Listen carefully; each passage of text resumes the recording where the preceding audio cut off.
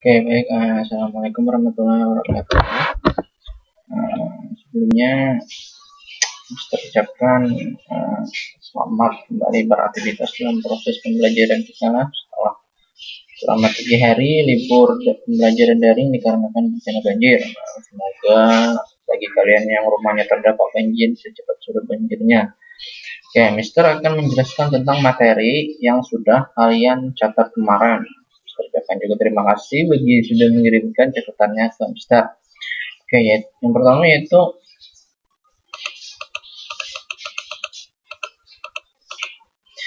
penerapan elektromagnet dalam kehidupan sehari-hari.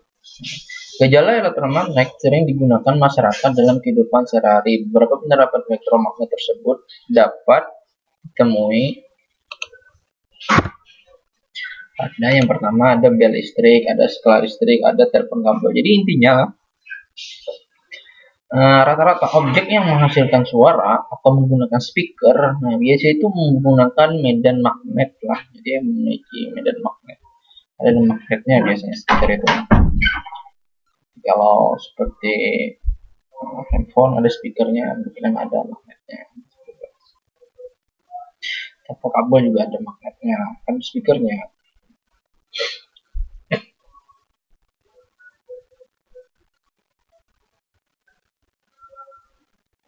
Skala listrik. Nah, jadi elektromagnet bisa juga yang menggunakan magnet yang merambat, menggunakan arus listrik. Cara menghilangkan kemagnetan bahan. Nah, sifat kemagnetan bahan dapat dihilangkan dengan cara memukul-mukul. Nah, jadi dapat dengan cara memukul-mukul. Nah, gambar A nih, mukul seperti ini.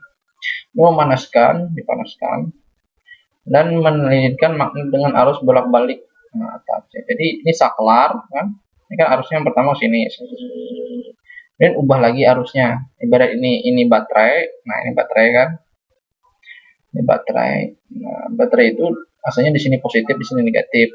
1 menit. Nah, balik lagi, dibalik baterainya. Di sini asalnya di sini positif, di sini negatif, kemudian di sini negatif, di sini positif, kita balik baterainya. Jadi, dengan interval terserah 1 menit kah atau 2 menit, kasih jangan lama-lama atau jangan kependekan juga. Bolak-balik.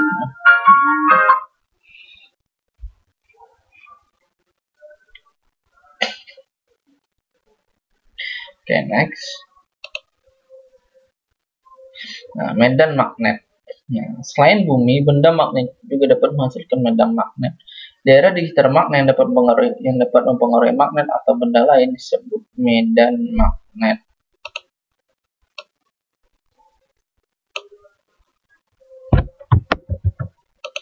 Jadi medan magnet itu area yang dipengaruhi oleh suatu mesin magnet. Ini serbuk besi. Nah, area yang masih dapat ditarik oleh magnet itu disebut dengan medan magnet.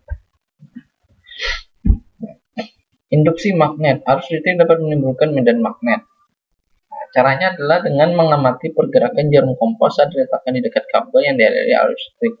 Nah, jadi kalau kabel kompas itu didekatkan dengan suatu benda yang mengalami yang dialiri arus listrik, itu medan magnetnya akan sedikit kacau, berubah. Jadi jarumnya itu kayak muter-muter, arahnya itu kayak pindah-pindah kayak gitu.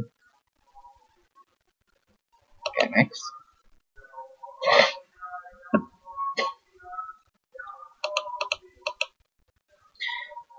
Teori kemagnetan bumi. Nah, bumi adalah magnet raksasa. Jadi di bumi itu ada sebuah medan magnet raksasa yang tertanam di perut bumi lah, atau di bawah tanah lah intinya. Nah, jadi suatu medan magnet raksasa. Medan magnetnya di mana? Seluruh permukaan bumi dan atmosfer bumi lah. Itu medan magnetnya. Jadi bayangkannya itu seperti ini.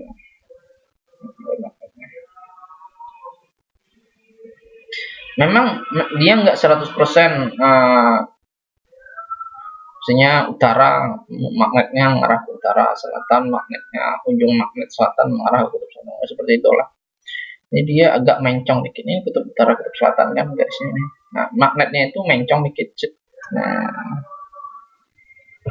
next ini. Nah, Jadi kutub selatan magnet itu mendekati atau mendekati kutub utara magnet. Kutub utara magnet, ini kutub utara magnet mendekati kutub selatan bumi. Jadi dia berbalik kayak gitu. Jadi lawannya ketika kita menggunakan kompas lah, maka kompas yang kutub utara akan mengarah ke magnet kutub selatan. Dia kan saling tarik menarik. Nah, kutub selatan dengan utara. Jadi ini ada magnet raksasa. Kutub selatan magnet raksasa di bumi ini dekat kutub utara. Kutub utara magnet bumi itu dekat kutub selatan. Nah, jadi ketika jarum kompas, nah, yang ada magnet juga, jarum kompas. Nah, itu otomatis kutub utara magnet akan saling tarik menarik dengan kutub selatan bumi, kutub selatan magnet bumi. Nah, maka dia mengarah ke utara. Kutub selatan magnet arahnya ke utara. Nah, otomatis kan kutub utara dari kompas akan mengarah ke kutub utara, di mana di kutub utara itu terdapat kutub selatan magnet. Nah, jadi kompas, maka dari itu kompas bagian kutub utaranya selalu mengarah ke utara. Nah, kenapa? Karena di utara ada kutub selatan magnet bumi.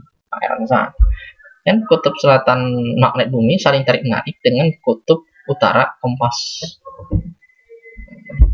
Kan teori kemagnetan kemarin, kutub magnet yang berbeda, yang selatan dengan utara atau utara dengan selatan akan saling tarik menarik. Kalau sama kutubnya, utara dengan utara, dia akan tolak menolak. Nah, bumi adalah magnet raksasa, jadi bumi itu ada magnet. Memang dia enggak persis 100% atau derajatnya itu 0 derajat. Dia ada selisih berapa derajat, mungkin di sini tahu juga nih berapa derajatnya simpangannya. Nah, kutub utara magnet bumi berada di sekitar kutub selatan bumi. Nah, kutub utara dan kutub selatan magnet bumi berada di sekitar kutub utara bumi. Nah, dia berlawanan. Nah, magnet bumi itu berlawanan dengan kutub bumi. Nah, yaitu kompas akurat ini. Ketidaktepatan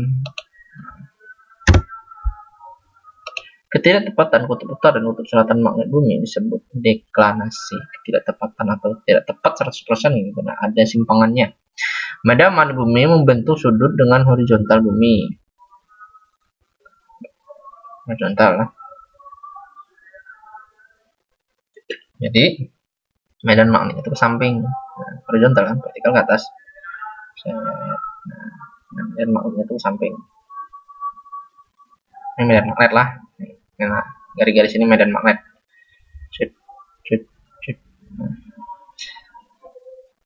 Atau yang disebut dengan sudut inklinasi. Ini sudut deklinasi, ini inklinasi. Medan magnet bumi berfungsi untuk melindungi penduduk bumi dari radiasi kosmik. Nah, jadi fungsinya kan ada medan magnet nih, dia menolak atau menghalau radiasi kosmik atau partikel-partikel listrik yang diserang oleh matahari atau benda-benda langit lainnya, benda luar angkasa. Biasa ini ya, ternyata Tuhan itu menciptakan bukan bumi tok bulat kayak gitu isinya tanah. Ternyata di dalam ada magnet raksasa yang berfungsi untuk melindungi bumi itu sendiri dan makhluk yang di dalam yang mengancam kesehatan. Bayangkan kalau nggak ada ini magnet bumi, tembus nih penyakitan manusia, macam-macam penyakit itu kena radiasi. Lebih parah lagi, sekarang kan banyak penyakit pandemi virus corona, itu kan virusnya dari dalam sendiri, dihasilkan penyakit itu kan dihasilkan dari dalam itu sendiri. Kalau nggak ada medan magnet, penyakit bisa berasal dari luar angkasa. Next, ini rumus lah. Dan ada gaya Lorentz. Nah, konsep gaya Lorentz. Gaya Lorentz adalah gaya yang ditimbulkan dari kawat beralur listrik yang berada dalam medan magnet. Kawat beralur listrik yang berada dalam medan magnet, yaitu gaya Lorentz. Nah, misalnya kompas yang didekatkan dengan kabel beralus, nah maka kompasnya itu akan kacau arahnya. Kenapa? Karena dia terpengaruh medan magnetnya. Nah, semakin besar listrik, semakin besar pula gaya Lorentz yang dihasilkan. Dan ini menunjukkan bahwa arus listrik berbanding lurus dengan gaya yang ditimbulkan. Semakin besar arusnya, semakin besar gayanya. Itu berbanding lurus artinya. Dan ini semakin besar arus listrik, semakin besar juga gaya Lorentz itu ditimbulkan dari interaksi antara medan magnet dengan kawat berarus listrik atau kabel yang ada arus listriknya.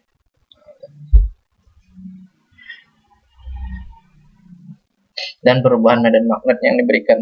Jadi semakin besar arus listrik, semakin besar gaya Lorentz-nya, semakin besar juga perubahan medan magnetnya. Nah, secara matematis besar gaya Lorentz dituliskan sebagai berikut. Nah, ini F gaya Lorentz sama dengan B medan magnet dikali kuat arus I dikali panjang kawat L.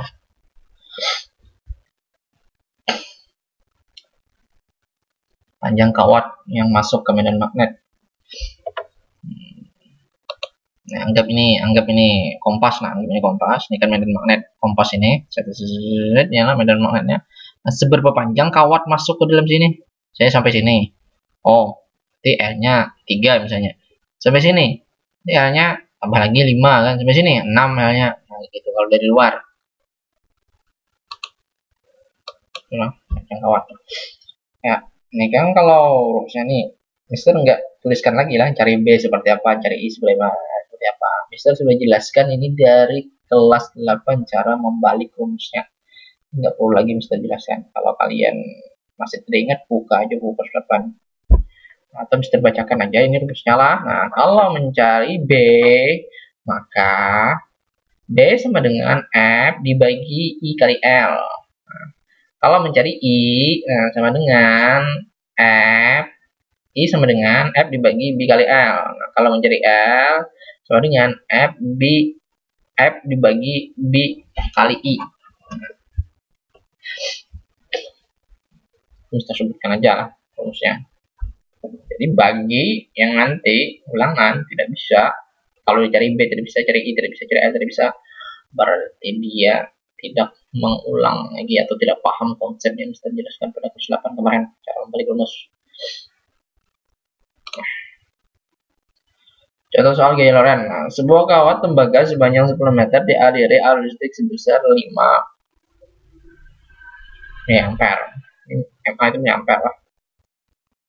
Jika kawat tembaga tersebut tegak lurus berada dalam medan magnet sebesar 8 Tesla, berapakah gaya Lorentz yang ditimbulkan? Diketahui dulu sebuah kawat tembaga panjang 10 meter dari L-nya 10 meter, I-nya 5 meter ampere, 5 mili ampere yang ubah ke ampere dibagi 1000 lah. Sama aja nih, kilo ampere, hekto ampere, deka ampere, ampere, DC ampere, senti ampere, ampere, nah, gitu aja itu dengan kilometer hektometer. Nah, B-nya 8 Tesla, nantinya gaya Lorentz F sama dengan B kali I kali L, 8 kali 0,005 kali 10 hasilnya 0,4 Newton. Nah, itu.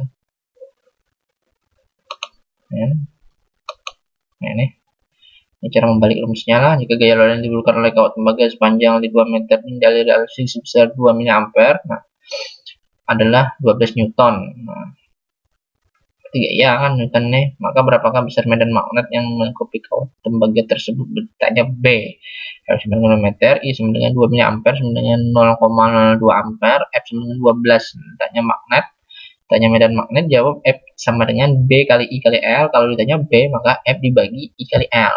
12 dibagi 0,002 dikali 2 sama dengan 3000 Tesla. Mungkin itu saja penjelasan dari Mister. Kurang lebihnya Mister mohon maaf. Assalamualaikum warahmatullahi wabarakatuh.